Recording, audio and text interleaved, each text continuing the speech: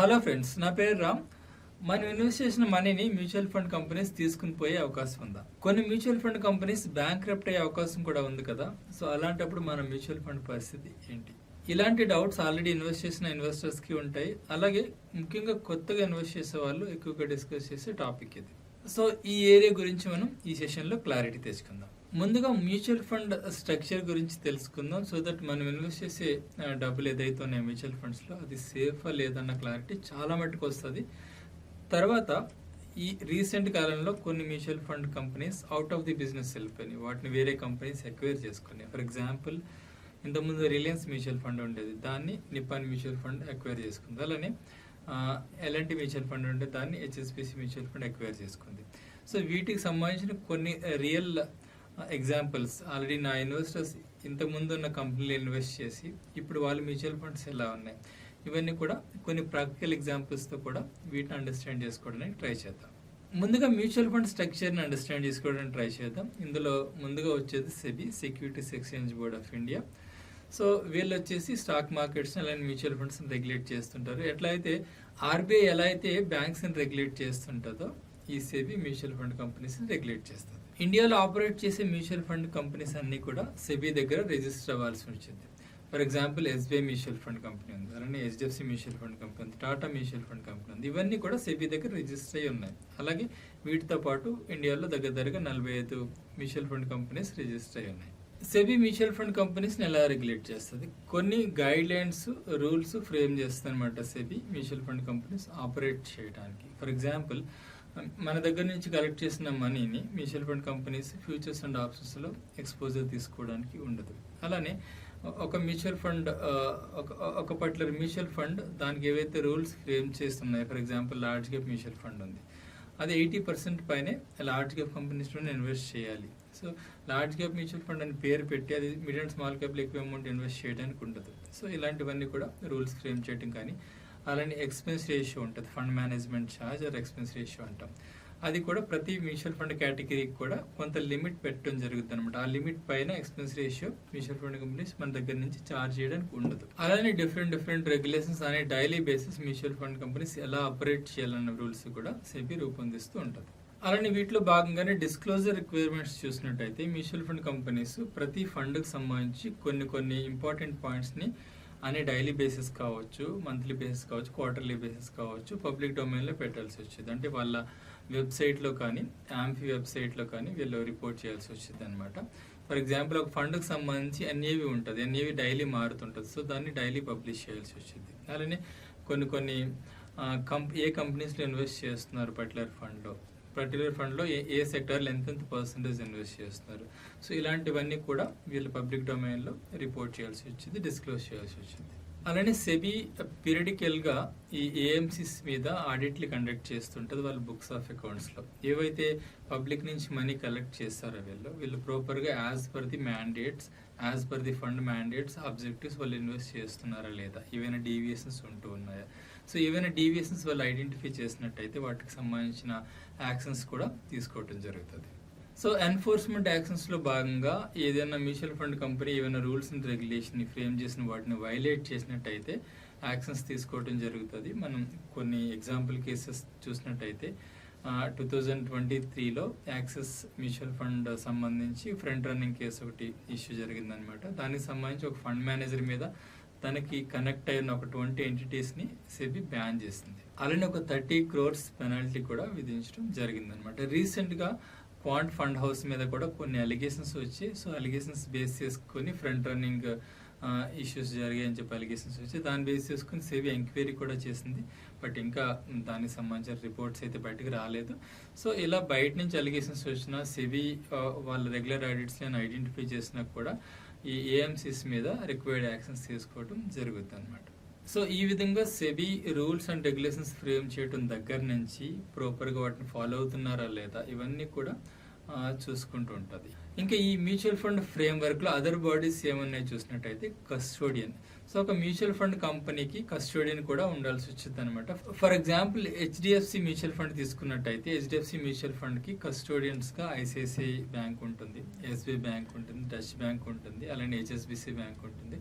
So ఈ విధంగా ఒక 4-5 అదర్ బ్యాంక్స్ కస్టోడియన్గా ఉంటూ ఉంటాయి అనమాట. అంటే మనం ఏదైతే మనీ మన దగ్గర నుంచి ఏదైతే మనీ ఇప్పుడు హెచ్డిఎఫ్సి మ్యూచువల్ ఫండ్ కలెక్ట్ చేస్తుంది, ఈ మనీ అంతా కూడా కస్టోడియన్ దగ్గర ఉంటాయి. అలానే ఈ హెచ్డిఎఫ్సి మ్యూచువల్ ఫండ్ డిఫరెంట్ ఫండ్స్లో ఇన్వెస్ట్ చేసిన కంపెనీస్ సెక్యూరిటీస్ డేటా అంతా కూడా కస్టోడియన్ మెయింటైన్ చేస్తుంటారు అనమాట. సో ఒకరు మన దగ్గర నుంచి కలెక్ట్ చేసిన మనీ అలానే ఇన్వెస్ట్మెంట్స్ అన్ని కూడా ఒకరి కంట్రోల్లో లేకుండా సో ఇలా డీసెంట్రలైజేషన్ చేయడం ద్వారా మనకి సేఫ్టీ అండ్ సెక్యూరిటీ పెరుగుతుంది. అలానే ఈ కస్టోడియన్స్ ఎవరైతే ఉన్నారో వీళ్ళు మ్యూచువల్ ఫండ్ కంపెనీస్ సంబంధించిన వాళ్ళు కాకుండా వీళ్ళు కంప్లీట్గా different banks, different corporate bodies అయి ఉంటాయి అనమాట. ఈ మ్యూచువల్ ఫండ్ ఏఎంసీ మీద వీళ్ళు రెగ్యులర్గా ఆడిట్లు చేస్తూ ఆడిట్ రిపోర్ట్ని సెబీకి కూడా పంపించాల్సి వచ్చింది. ఇంకా అదర్ బాడీ మ్యూచువల్ ఫండ్ స్ట్రక్చర్లో రిజిస్టర్ అండ్ ట్రాన్స్ఫర్ ఏజెంట్స్, మీకు తెలిసినట్టుగానే క్యామ్స్ అండ్ కే ఫిన్టెక్ అని ఉన్నాయి కదా. సో టోటల్ 45 ఏఎంసీస్ ఏవైతే ఉన్నాయో కొన్ని ఏఎంసీస్ క్యామ్స్, కొన్ని ఏఎంసీస్ వచ్చేసి కే ఫిన్టెక్ సర్వీసెస్ ఇస్తూ ఉంటుంది. కొన్ని సర్వీసెస్ ఫర్ ఎగ్జాంపుల్ కేవైసీ చేపించడం కానివ్వండి, మన మ్యూచువల్ ఫండ్స్ కొనేటప్పుడు purchase and redemption transactions process చేయడం కానివ్వండి, ఇవన్నీ కూడా ఈ ట్రాన్స్ఫర్ అండ్ రిజిస్టర్ ఏజెంట్స్ చూసుకుంటుంటారు. ఇంకా ఈ మ్యూచువల్ ఫండ్ స్ట్రక్చర్లో మెయిన్ పార్ట్ వచ్చేసి ఏఎంసీ మ్యూచువల్ ఫండ్ కంపెనీ. ఇప్పుడు మనం ఆల్రెడీ చెప్పుకున్న ఎగ్జాంపుల్ హెచ్డిఎఫ్సి మ్యూచువల్ ఫండ్ అనుకున్నాం, ఎస్బీఐ మ్యూచువల్ ఫండ్ అనుకున్నాం, టాటా మ్యూచువల్ ఫండ్ అనుకున్నాం.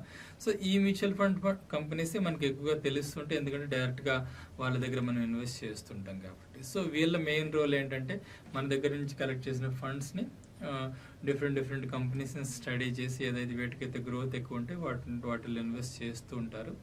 అలానే వాల్యుయేషన్ రిపోర్ట్స్ కానీ, ఫర్ ఎగ్జాంపుల్ ప్రతి మ్యూచువల్ ఫండ్కి ఎన్ఏవి ఎవ్రీడే అరైవ్ అవ్వాలి. సో వాటికి సంబంధించిన valuations end of the day కల్లా క్యాలిక్యులేట్ చేసి వాటిని రిపోర్ట్ చేయటం కానీ, అలానే ఇన్వెస్టర్స్కి ఇన్ఫర్మేషన్ ఇవ్వటం కానీ. ఫర్ ఎగ్జాంపుల్ మనం ఈరోజు 10,000 ఇన్వెస్ట్ చేస్తాం, మనకి రేపు ఎల్లుండి కల్లా ఈమెయిల్స్ వస్తుంటాయి, మెసేజెస్ వస్తుంటాయి, సో మీకు యూనిట్స్ అలాట్ అయ్యాయి అని చెప్పి. అలానే మంత్లీ స్టేట్మెంట్స్ కానీ పంపించడం కానీ, ఇలా ఇన్వెస్టర్స్తో కమ్యూనికేట్ చేయడం కానీ, ఇవన్నీ కూడా ఏఎంసీస్ చేస్తూ ఉంటాయి. సో ఈ విధంగా మ్యూచువల్ ఫండ్ స్ట్రక్చర్ అనేది చాలా రోబస్ట్గా ఉంటుంది. ఒకరి చేతిలోనే మన డబ్బులు ఉండిపోవు. సో ఈ డబ్బుల్ని హ్యాండిల్ చేసే మెకానిజం అనేది చాలా రోబస్ట్గా ఉంటుంది.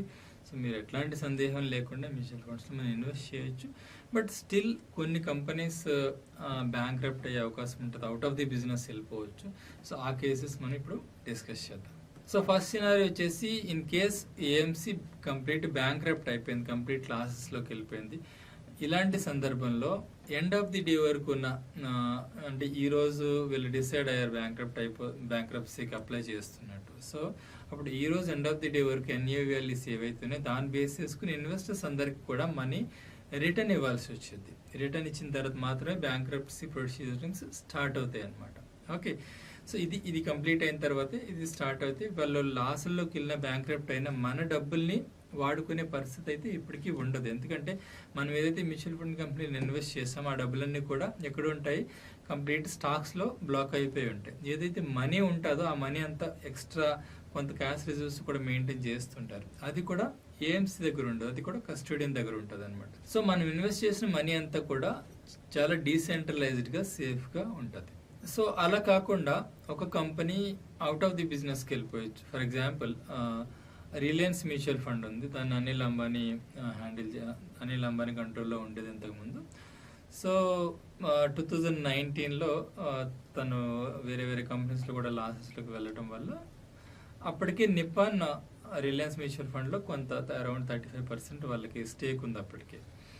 సో మిగతా స్టేక్ అనిల్ అంబానీ స్టేక్ కూడా వాళ్ళు కొనేసుకుని కంపెనీ పేరు కూడా నిప్పాన్ మ్యూచువల్ ఫండ్గా మార్చడం జరిగింది.